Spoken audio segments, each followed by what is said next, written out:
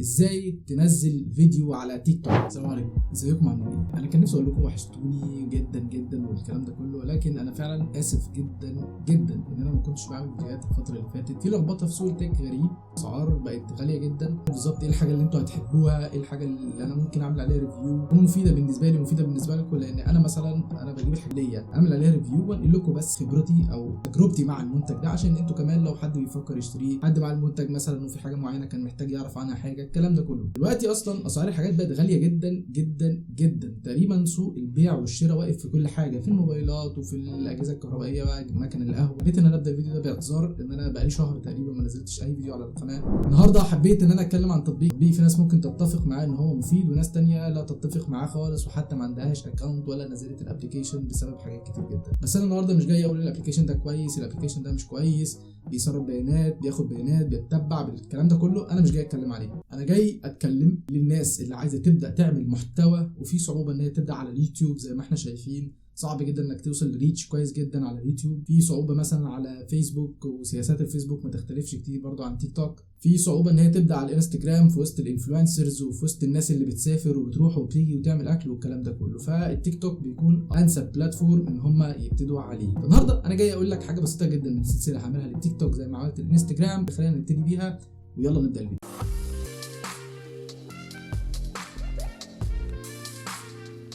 ازيك؟ تيك توك هيكون مناسب ليك جدا لو انت لسه صانع محتوى بتبتدي، مش بيحتاج برودكشن جامد، مش بيحتاج اضاءات هايله، مش بيحتاج حتى حاجات تشتريها عشان تعمل عليها ريفيوز وكده. في انواع مختلفه جدا من الفيديوهات تقدر ان انت تعمل لها بوست على البلاتفورم دي. تيك توك عليه نوعين من الفيديوهات. النوع الاول ده في منه نوعين، النوع الثاني بيبقى نوع واحد. خلينا نتكلم عن النوع الاول وهو فيديوهات الليب سينك. فيديوهات الليب سينك دي مش شرط ان انت ترقص على اغنيه. الليب سينك دي انا باخد فيديو مثلا حد قايله وانا بعيد صياغه الكلام بطريقتي انا الشخصيه. انت ممكن تاخده من اغنيه، ممكن تاخده من مقطع من فيلم، ممكن تاخده من حد تاني عامل فيديو على تيك توك مثلا او على اي بلاتفورم تانية. ده اول فيديو بيكون ان انت بتفكر فيه، او اكتر الفيديوهات اللي بتشوفها على تيك توك. وجيب مثلا مقطع لحد في فيلم مثلا بيقول افيه معين، وتبتدي تطبق الافيه ده على حاجه حياتيه مثلا احنا بنعيش فيها. زي مثلا لو انت في حد في فيديوهات بهجت صابر، طبعا ده ميمز جامد بتاعت بهجت صابر دي، يقول لك مثلا يا ولا يا مؤمن يا مش عارف ايه، فانت مثلا تقول ايه لما تقول لابوك مش عارف حاضر، ولا تقول له الله يسامحك والكلام ده. بتقول حاجات ريليفنت او حاجات ليها علاقه بالحياه اللي احنا بنعيشها. ده هيساعدك ان الفيديو يجو فايرال لو كمان طريقتك كويسه. حاول تنقي في فيديوهات الليب ثينكينج الحاجات اللي انت تقدر تعملها، ما تنقيش حاجات تعملها وانت متسربعه، تعملها وانت مكسوف تعملها والكلام ده، لان هي فيديوهات كتير قوي. مش لازم تحصر نفسك في حاجه معينه، مش عشان فلان بيعمل فيديو ويجيب فيديوهات كتيره ده الفيديو اللي انا المفروض اعمل عنه. يعني انت ممكن تعمل فيديو بقدراتك انت، مش لازم ان انت مثلا يكون في اغنيه وانت مثلا تقعد ترقص لو بايدي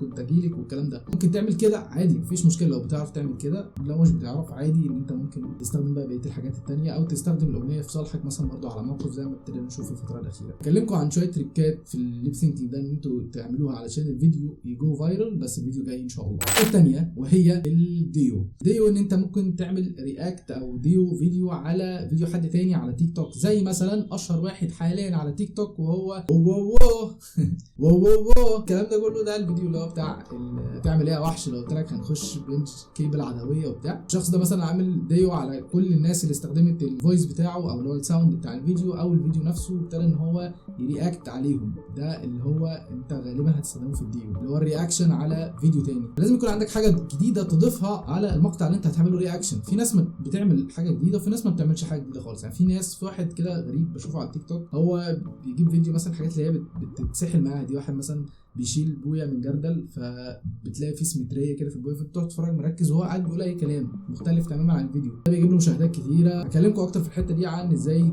تجو فايرال على تيك توك. ولكن الفيديو لازم تديله رياكت كويس عشان الناس تبتدي ان هي تشيره. يعني انت تعمل حاجه الناس تحب ان هي تشيرها، تحب ان بص ده احنا لسه مثلا كنا بنتكلم في ايه، او بص ده بيعملها ازاي، او دي كويسه جدا. في ناس كانت بتعمل ليب سينكينج زي خالد جواد لما عمل ليب سينك على حد كان بيرقص برضه كده على اغنيه وقعد يتريق عليه. طبعا دي حاجه حرام. انت براحتك عايز تتريق على حد، براحتك عايز ترياكت عادي، بس انت تعلق على الموضوع خلاص مفيش مشكله. في فيديو تاني برضو كان عامل واحد اجنبي على واحده كانت بتعمل حبيبها حواجبه، فالتريقه كده اللي هو حبوي وبتاع، بعد كده قعد يعيط اللي هو ما عندوش حبيبه وما عندوش حد يعمله كده. حاجه ريليفنت، دي حاجه ممكن انت تقدر تعملها. انا مش هقدر اقول لك اعمل حاجه معينه، اعمل اللي انت شايفه صح. عايز ان انت تشوف انهي الانسب ليك، اقول لك ده في الخطوه الثالثه ان شاء الله.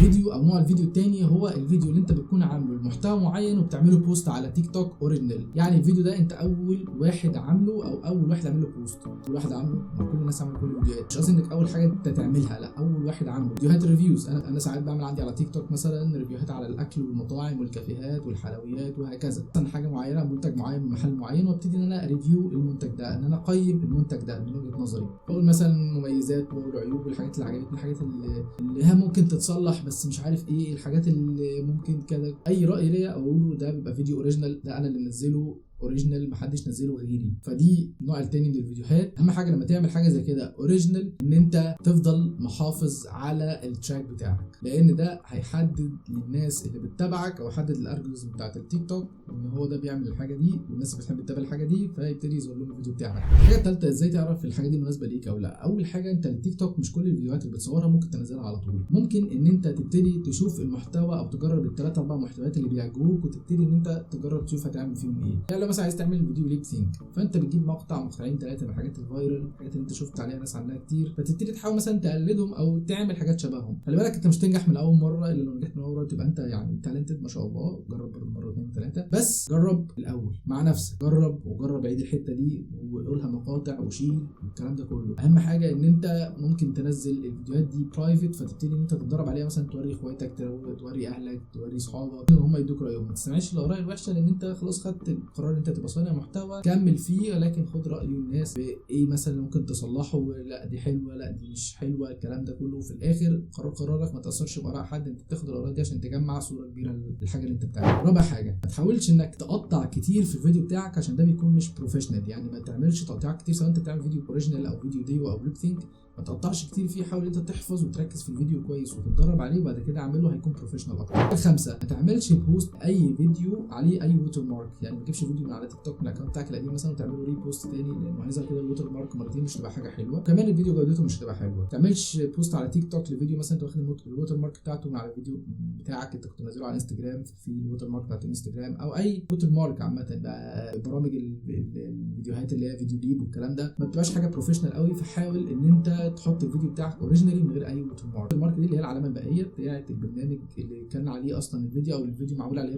ريندر يعني الفيديو خارج من على البرنامج ده. يعني انت عملت البرنامج وخلصته وعملت له اكسبورت. ودي النقطه السابعه، ما تصورش بالكاميرا بتاعه الابلكيشن، ما تصورش كاميرا ابلكيشن التيك توك لو انت هتعمل فيديو اوريجينال. لو انت هتعمل فيديو ليب سينك فلازم اكيد هتستخدم كاميرا التيك توك، لو هتعمل فيديو ديو برضه اكيد لازم هتستخدم التيك توك. لكن انا بتكلم على الفيديو الاوريجينال، ما تصورش بافكت، ما تصورش بفيديو التيك توك، لان بينعم البشره جدا وبيطلع صوره فيك عنك ما بتبقاش حلوه وبتبقى باينه قوي. تصور دايما بكاميرا الموبايل، ويفضل كاميرا الموبايل الخلفيه، لان هي دايما بتكون الجوده بتاعتها اعلى واحسن بكتير. ممكن ما تقدرش تعمل كده في الاول، لانك هتبقى محتاج تشوف نفسك ومحتاج تظبط البوزيشن بتاع الفيديو وهكذا. فيديوهات ازاي تصور فيديو بالموبايل، وان شاء الله انا هعمل لكم فيديو تاني، انا كنت عامله قبل كده ولكن هعمل لكم تاني عشان تستفيدوا ان شاء الله. وقت الحلقه بيطول وانا مش عايز اديكم معلومات كتير. تابع حاجه، لازم تكون كونسيستنت، لازم تكون مستمر في اللي انت بتعمله. لازم تخش الموضوع ده مش عشان خاطر ان انت تتشهر، مش عشان خاطر الفلوس، مش عشان خاطر السبونسر شيب والكلام ده. اعمله فور فن. كل ما هيكون الحاجه اللي بتعملها فور فن، كل ما هتقدر ان انت تطلع منها اكتر وتعملها كتير في اوقات فراغك بتاع انت بتستمتع بيها.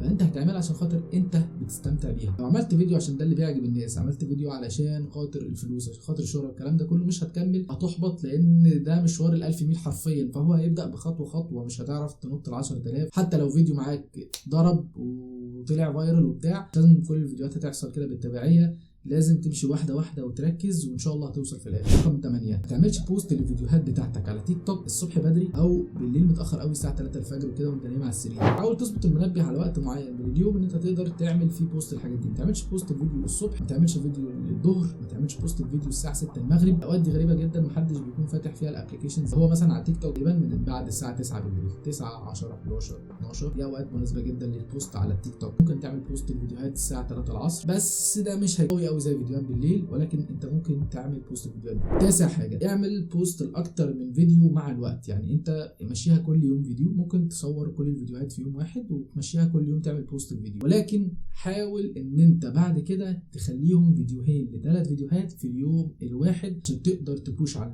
الالجوريزم ان هي تطلعها. 10 حاجه، عشان تقدر تطلع الكونتنت الكبير ده انت مش لازم تعمل كده، يعني مش لازم فيديو كل يوم يا اما هتفشل، لا مش هتفشل، ولكن هيكون معدل نمو بطيء شويه. انت دلوقتي بتتكلم في حاجه فور فن، ممكن تنقي يوم تقعد تظبط فيه الاضاءه بتاعتك، تظبط فيه الدنيا والكلام بتاعك والاوضه بتاعتك وكده، وتبتدي بقى تعمل ايه، مخطط لكذا فيديو انت فعلا هتعملهم، وبعد كده تبتدي تعمل فيديو تعمل لهم بوست بعد كده. لو فيديوهات اوريجينال، لو فيديوهات ليبثي، انت ممكن تخطط للفيديو وتخطط وقت معين اللي انت هتنزل فيه او اللي انت هتصوره، وتبتدي تصوره بعد كده تعمل له بوست او سكيدول في وقت معين من اليوم.